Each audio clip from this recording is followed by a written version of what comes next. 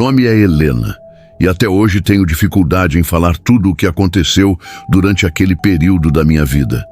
Não porque eu tenha vergonha ou porque ache que ninguém vá acreditar, mas porque, sempre que tento lembrar, sinto como se algo se aproximasse novamente de mim, como se minhas palavras fossem um convite para que aquilo retornasse.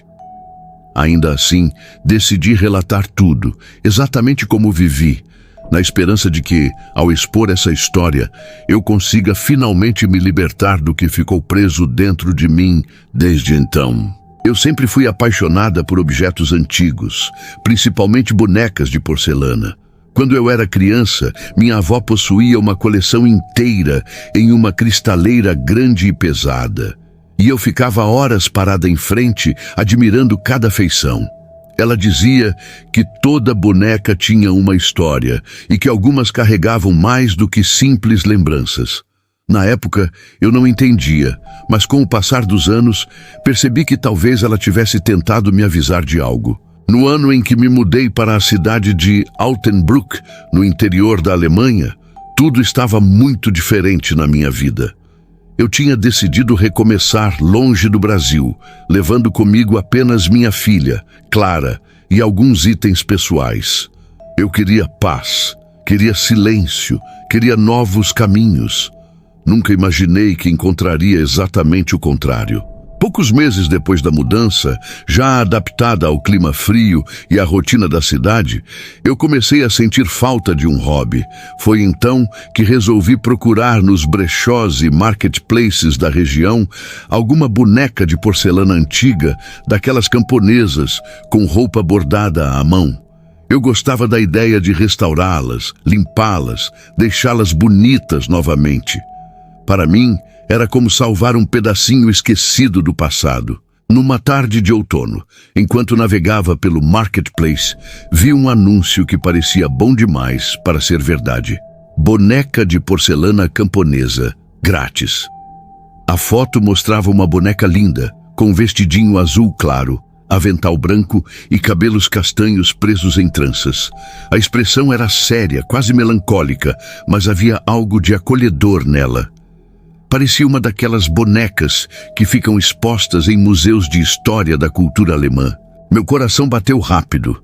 Entrei imediatamente em contato com o dono do anúncio, um homem chamado Søren, que me respondeu quase na mesma hora. Ele explicou que havia se mudado para aquela casa recentemente e encontrou a boneca guardada em uma caixa no sótão, deixada pela antiga proprietária, uma senhora chamada Grete, falecida alguns anos antes. Ele não era o tipo de pessoa que gostava de itens antigos, então resolveu doar. Disse ainda que a boneca estava em perfeito estado, apenas as roupas estavam levemente sujas de poeira. Eu me ofereci para pagar o envio pelos correios, e ele aceitou sem hesitar. Transferi o dinheiro no mesmo dia, e algumas horas depois, recebi a foto do comprovante. Em 3 dias, a caixa chegou à porta da minha casa. E talvez eu devesse ter percebido algo naquele momento, porque quando peguei a caixa, senti um arrepio estranho, como se algo estivesse vivo ali dentro, observando, esperando. Levei a caixa para a mesa da cozinha e a abri com a empolgação de uma criança recebendo um presente. A boneca era ainda mais bonita do que na foto. Os olhos eram de um castanho quase dourado e a pintura era tão detalhada que parecia que ela realmente estava me olhando. Tirei suas roupas para lavar e higienizei seu corpo de porcelana com delicadeza. Usei álcool para remover a sujeira acumulada e, depois de seca, coloquei a roupinha limpa de volta nela. A boneca ficou com um cheiro agradável e suave. Coloquei a boneca sobre um aparador na sala e fiquei alguns segundos admirando como ela combinava com o ambiente. O problema começou logo depois. Clara, minha filha, que na época tinha 6 anos, entrou na sala, olhou para a boneca e ficou imóvel. Os olhos dela se arregalaram e ela disse com a voz embargada: "Mamãe, tira ela daqui."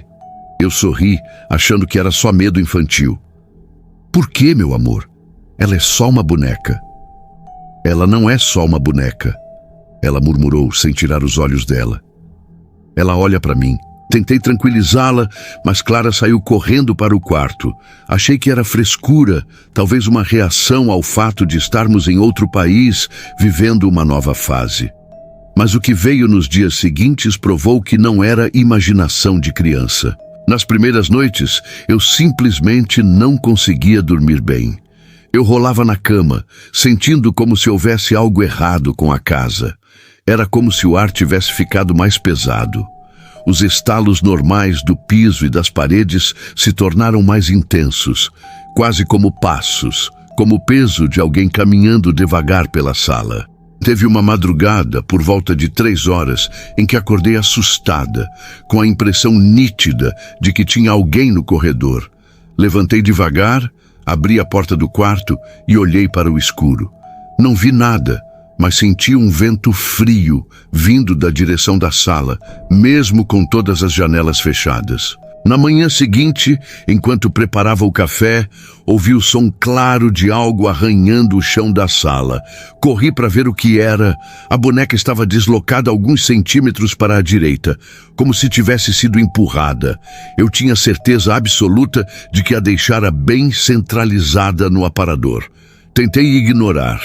Tentei acreditar que eu tinha me enganado, mas no fundo, eu sabia que não. Depois de alguns dias, a sensação de ser observada se tornou constante. Eu sentia isso principalmente quando passava pela sala à noite. Era como se aqueles olhos castanhos acompanhassem cada movimento meu. A boneca tinha uma expressão diferente, mais sombria, como se o rosto tivesse mudado, mesmo que levemente. Não sei explicar, mas havia algo mais fundo nela, algo que parecia querer sair. Minha insônia piorou. Eu mal conseguia dormir 2 horas por noite. Quando tentava fechar os olhos, eu ouvia estalos perto da porta, como se alguém estivesse ali, parado, apenas olhando. Eu comecei a evitar olhar diretamente para a boneca, até que um dia resolvi tirá-la da sala. Eu a levei para o porão, dentro de uma mala antiga, onde guardava objetos que não usava mais. E no momento em que fechei o zíper, senti como se uma pressão invisível aliviou de repente. A casa ficou mais leve, mais silenciosa. Mas um detalhe me perturbou profundamente. Quando coloquei a boneca na mala, juro que a expressão dela não era mais a mesma que no dia em que chegou. A tristeza nos olhos parecia mais intensa, como se ela estivesse decepcionada ou com raiva. Depois disso, as noites passaram a ser mais tranquilas. Os barulhos diminuíram. Clara voltou a dormir sem medo. A casa, enfim, parecia normal, mas algo me incomodava. Às vezes, ao passar perto da porta do porão, eu sentia um arrepio, como se algo ali dentro estivesse acordado. Em outras ocasiões, eu ouvia um pequeno estalo, como porcelana batendo levemente em madeira, mesmo sem ninguém ter tocado na mala. E havia outra coisa. Sempre que eu pensava em me livrar da boneca, doar para alguém, jogar fora ou entregar em algum antiquário, algo dentro de mim me detinha.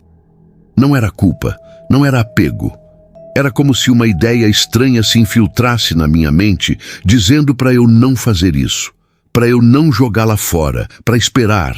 Era como se a boneca quisesse ir para alguém específico, como se estivesse apenas passando pela minha vida, aguardando a pessoa certa aparecer, e isso me assustava mais do que tudo. Sempre que tentava entrar em contato com o Søren para perguntar se ele também havia sentido algo, as mensagens simplesmente não enviavam. Eu tentava ligar, mas a chamada caía. Depois de algumas semanas, descobri que ele havia se mudado novamente, e o número dele deixou de existir. Eu fiquei com a sensação de que ele também tinha tentado se livrar da boneca rapidamente, como se ela estivesse passando de mão em mão, sem permanecer com ninguém por muito tempo. Eu ainda não tive coragem de abrir a mala novamente. Já pensei em queimar a boneca, ou enterrá-la, ou deixá-la em algum lugar distante. Mas sempre que cogito isso, sinto algo me parando. Como se a boneca soubesse o que eu estou pensando. Hoje, ela continua lá embaixo, silenciosa, imóvel, esperando. Eu só não sei o quê. ou quem. Meu nome é Mirella, tenho 18 anos e hoje moro novamente em São Paulo, mas cresci no interior, na cidade de Monte Azul Paulista, para onde me mudei quando tinha apenas 3 anos de idade. Antes disso, eu vivia na capital, onde minha família tinha uma condição financeira confortável. Lembro que, quando eu era criança, cada data comemorativa, fosse Natal, aniversário, Dia das Crianças, Páscoa e até pequenas conquistas, sempre vinha acompanhada de um presente. Meu irmão e eu ganhávamos brinquedos constantemente.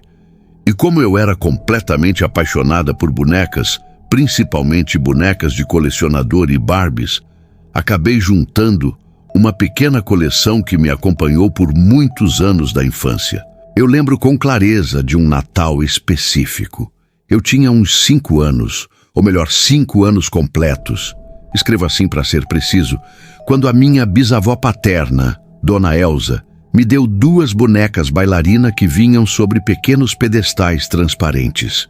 Quando eu apertava um botão na base, elas giravam delicadamente, como se estivessem dançando de verdade.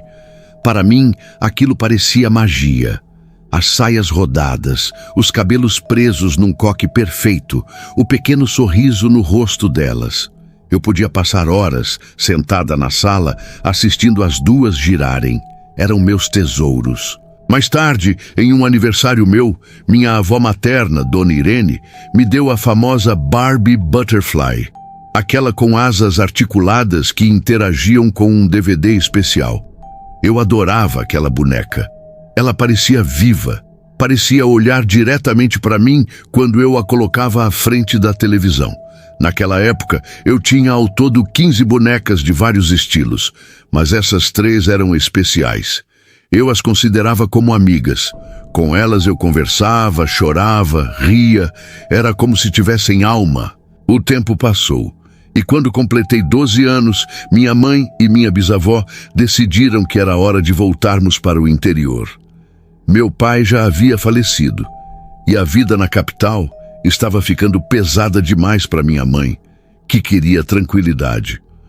A casa da minha avó em São Paulo era enorme, construída pela própria família ao longo de décadas, mas ela decidiu ficar ali sozinha por causa do trabalho. Eu e meus irmãos fomos morar com minha mãe no interior. Na mudança, deixei todas as minhas bonecas na casa da minha avó. Eu já não brincava tanto com elas e achei que seria melhor deixá-las guardadas onde sempre estiveram, num quartinho dos fundos que eu chamava de meu cantinho secreto. Ali, eu passava horas imaginando histórias. Mesmo depois de me mudar, toda vez que eu ia passar férias com minha avó, eu tirava as bonecas do armário, limpava, lavava as roupinhas com cuidado, dobrava cada tecido delicado e deixava tudo arrumado de volta. Eu tinha medo que o tempo estragasse as coisas, porque aquelas bonecas eram pedaços vivos da minha infância. A avó sempre me ajudava nessa tarefa. Ela era extremamente organizada, do tipo que tinha mania de limpeza e de deixar tudo sempre em seu devido lugar. Um dia, já morando no interior, recebi uma foto pelo aplicativo de mensagens. Era minha avó mostrando todas as roupinhas das bonecas estendidas num varal improvisado, enfileiradas e limpinhas. Junto da foto, ela escreveu: "Lavei todas as roupinhas, filha. Estavam começando a ficar com cheiro de mofo." Na sequência, mandou outra foto mostrando as bonecas dentro de um saco plástico transparente, daquelas embalagens grandes de lençol. Elas estavam organizadas como se tivessem sido embaladas para presente.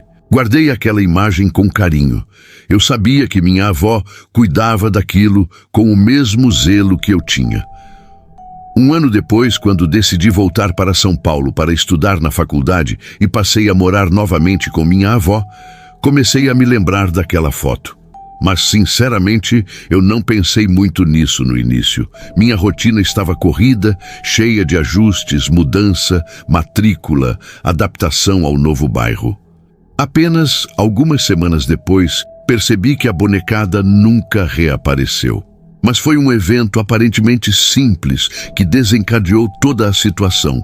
A vizinha nova, uma menininha chamada Clarinha, de apenas 8 anos, pediu para brincar de boneca comigo. A família dela era mais humilde e eu senti vontade de compartilhar minhas antigas bonecas com ela. Fiquei animada. Pensei, vou mostrar minhas Barbies para ela, principalmente as bailarinas. Subi para o quartinho dos fundos, onde sempre estiveram guardadas. E foi aí que o desconforto começou. As bonecas não estavam lá. Estranhei, claro, mas pensei, talvez tenham sido guardadas em outro armário. Procurei onde costumava estar o grande baú de brinquedos. Nada. Vasculhei o armário antigo onde eu guardava minhas roupas de criança. Nada. Abri caixas, subi em cadeiras, revirei prateleiras, puxei gavetas que nem lembrava que existiam. Nada. Depois de procurar por quase 1 hora, desci até a cozinha e perguntei à minha avó: Vó, onde a senhora guardou as minhas bonecas? Ela tirou o pano de prato do ombro, apoiou as mãos no quadril e respondeu: Ué, eu coloquei tudo no quartinho dos fundos, como sempre. Onde mais estaria? Eu disse que não tinha encontrado. Vi que pela primeira vez ela ficou realmente confusa. A avó nunca se confundia com nada. Ela tinha apenas 53 anos, era lúcida, ativa, organizada. Se ela dizia que colocou algo em determinado lugar, estava lá. Sempre. Era a regra da casa. Fomos juntas procurar, e então começamos a vasculhar a casa inteira. O dia inteiro. Procuramos até em lugares absurdos, como dentro de potes de mantimentos, em caixas de documentos antigos, até debaixo da pia da lavanderia. Nada. Tudo sumido. Nenhum sinal. Eu comecei a desconfiar que minha avó tivesse dado as bonecas para alguma criança. Ela ficou extremamente ofendida. Você acha mesmo que eu ia dar as bonecas que eu mesma comprei, lavei e cuidei? Eu limpei uma por uma com álcool em gel. Para que eu faria isso se fosse doar? A verdade é que ela falava com convicção absoluta, e minha avó nunca mentiu para mim. Ainda assim, tentei esquecer o assunto, mas 6 meses se passaram e algo novo aconteceu. 1 semana antes do último Natal, eu estava arrumando minhas malas para viajar com minha avó para visitar minha mãe no interior. Lembro-me nitidamente de ter colocado minha chapinha de cabelo em cima da cama de visitas do meu quarto. Pensei, não vou levar, vou ficar só 4 dias, não preciso. Saí apressada, desci as escadas e me juntei à minha avó para pegarmos o carro. Ela também viu a chapinha, segundo me contou mais tarde. 4 dias depois, quando voltei e fui procurar a chapinha, ela não estava lá. Procurei no criado mudo, nas gavetas da cômoda, dentro do guarda-roupa, em bolsas, no banheiro, até na cozinha. Minha avó ajudou. Procuramos 3 dias inteiros, sem parar. Vasculhamos cada canto. Debaixo do sofá, atrás da geladeira, dentro de caixas antigas. Não havia como aquele objeto simplesmente desaparecer. Era grande, preto, com fios compridos. Não tinha como não ver nada. A chapinha desapareceu da mesma forma misteriosa que as bonecas. E foi então que minha avó disse algo que gelou minha espinha. Mirella, você percebeu que as bonecas desapareceram exatamente em cima dessa mesma cama? A mesma cama onde você deixou a chapinha antes de viajar? Eu parei, olhei para a cama. O colchão estava impecável, sem um vinco. Mas havia algo estranho no ar. Um peso, uma sensação de que algo observava. Pela primeira vez em muito tempo, senti medo daquela casa. Comecei a prestar atenção em detalhes que antes ignorava. Ruídos leves durante a madrugada, como passos arrastados no corredor. Objetos fora do lugar, mas que eu achava ser distração minha. O cheiro de mofo em lugares que minha avó limpava diariamente. Uma sombra que já tinha visto, mas que sempre culpei pela luz do poste. Eu comecei a notar um padrão. Tudo que sumia estava sempre sobre aquela cama. Sempre naquele quarto específico. Eu não sei explicar o que está acontecendo aqui. Não sei se algo está levando nossas coisas, se há alguma energia presa, algum espírito que se fixa em objetos, algum tipo de manifestação residual. Não sei se é fruto de uma história muito antiga, de alguém que morou aqui décadas antes. Minha avó não gosta de falar sobre isso, ela desvia do assunto. Mas seu silêncio diz muito mais do que suas palavras. Eu sinto que algo está dentro desta casa, algo que observa, que espera, que escolhe o que levar. Algo que se alimenta de lembranças. Porque aquilo que desaparece são coisas ligadas à minha infância, coisas que têm meu afeto, coisas que carregam partes importantes de quem eu fui. E agora me pergunto, se isso começou pelas minhas bonecas, depois pela chapinha, o que será que vai desaparecer da próxima vez? E se um dia não for um objeto? E se algo resolver levar algo mais? Eu não sei quanto tempo mais vou conseguir dormir nesse quarto. Nem sei se devo continuar morando aqui. Mas sinto que, se eu for embora, algo ficará me esperando. Algo que já me escolheu desde pequena. E o pior é que, mesmo sem entender, eu sei no fundo que essa história ainda não acabou. O relato de Mirella expõe não apenas o sumiço físico de objetos, mas também a gradual erosão psicológica causada por fenômenos que desafiam a lógica.